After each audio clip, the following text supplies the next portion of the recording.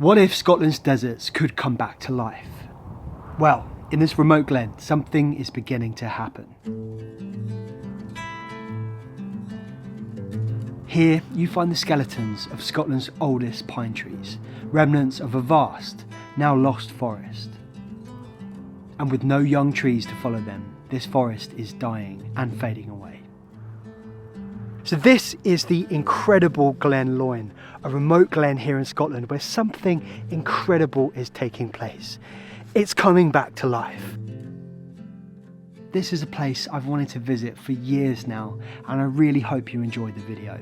I've just shared a behind the scenes vlog over on Patreon with the wonderful Leave Curious members. If you'd like to see it, I've linked it in the comments.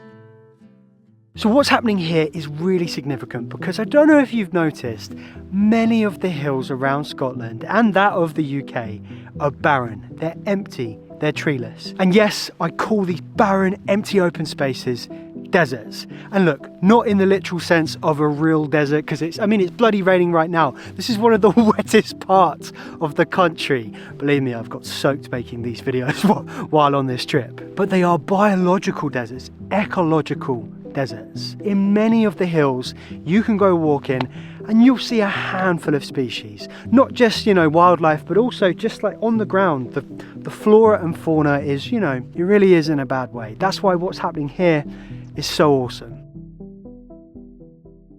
So here at Glen Loin, there's an awful lot to talk about with regard to its restoration, which first got started back in the 1990s.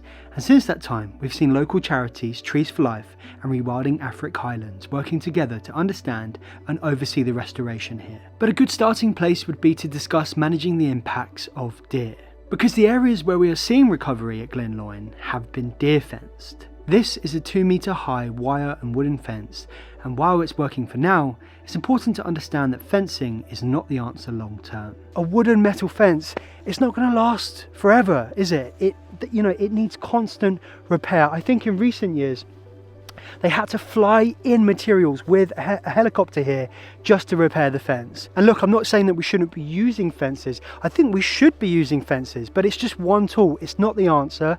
And I think if we can use fences to allow areas to recover and establish themselves, then these areas will be more resilient. There is absolutely no natural predator left in the landscape. Whether if you can call humans a natural apex predator is always an interesting debate, but in the sense of lynx, wolves and bears, they're all gone. So it's up to humans now to take on that role.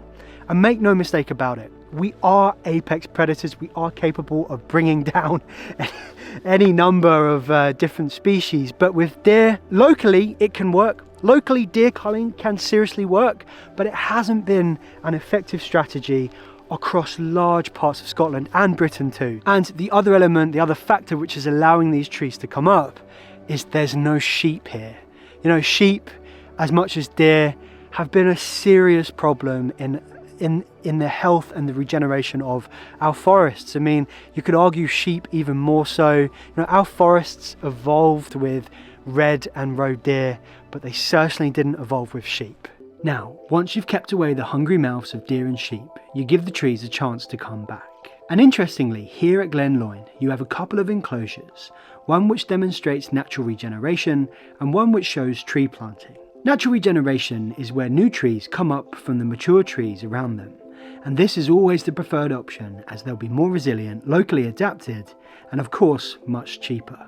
As you can see, the regeneration here is awesome, but over in the other enclosure, while there are a few pines remaining, their ability to produce seed is actually quite low, so all of these new trees have been planted. Another thing to keep in mind with Glen Loin is that because it sits in the wet west of Scotland, Scots pine grows incredibly slowly here. It takes a long time for young trees to get established, which means taking action to protect them from deer is absolutely essential until they reach maturity. It's not the deer, it's not necessarily the sheep which are the problem, it's us. We are the ones which have brought sheep here, we are the ones which have directly or indirectly influenced deer numbers.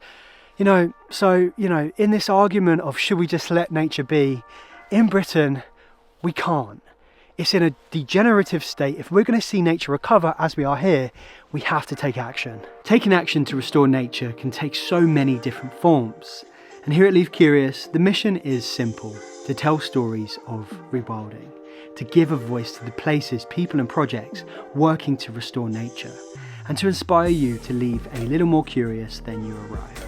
All over the world, people are restoring habitats and protecting endangered species, and countless places without protection are quietly fading away. So let's put a stop to that and give them a voice, because just like nature's destruction, the heart of its restoration is people, and we all have a part to play. I'm going to keep telling these stories and grow Leave Curious to reach new regions, build a team, start projects, and create more videos.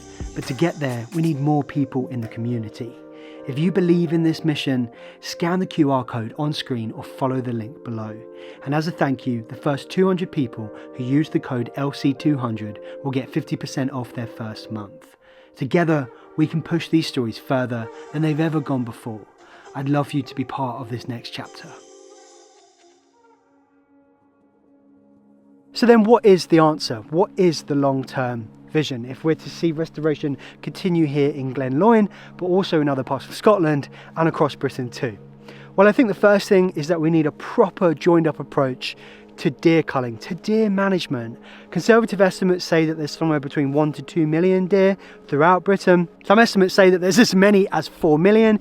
Either way, there's too many deer, and we can see the effects it's having on the landscape. So if we have a joined up approach, we can bring the deer numbers down to a more natural level so forests can regenerate. And whether if you eat meat or not, I think we can all agree that we would rather be eating wild meat than stuff which has been, intensively farmed, pumped full of different chemicals, got microplastics going on inside it. And the deer themselves, they won't be wandering empty hills starving. I mean, that's the other thing.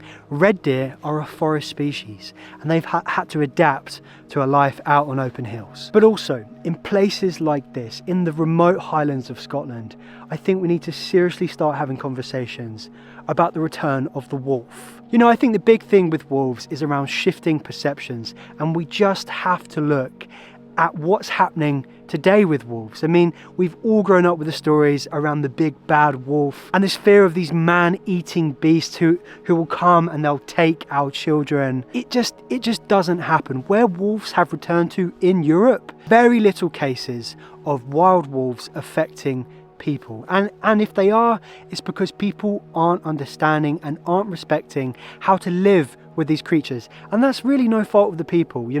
This is why I'm saying we need to start conversations. I'm not saying that the wolf has to return now, because while the landscape is ready, wolves could come back here and they could thrive.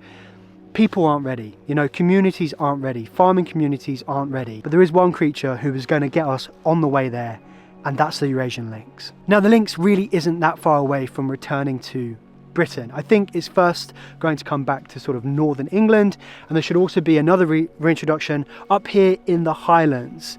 Now, the lynx does need trees, but the good thing is we're understanding that it's not necessarily fussy. It doesn't need sort of pristine Caledonian pine forest as much as it would love that. It can make do with the huge amounts of non-native conifer plantations which we have throughout Scotland, throughout Britain. But yes, the lynx will take a few deer and it will have sort of localized impact.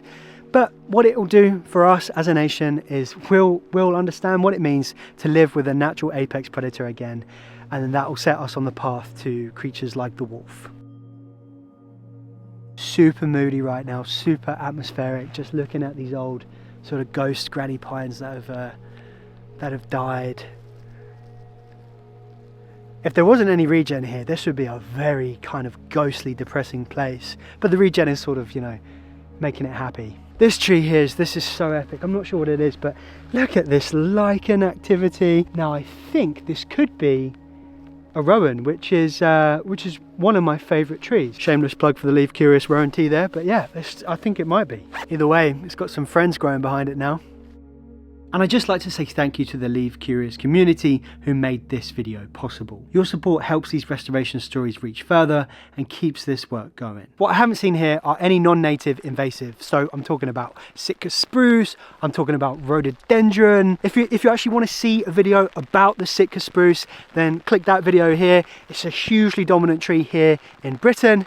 Here's the membership as well if you want to check that out. But in the meantime, thank you so much for watching. Leave Curious.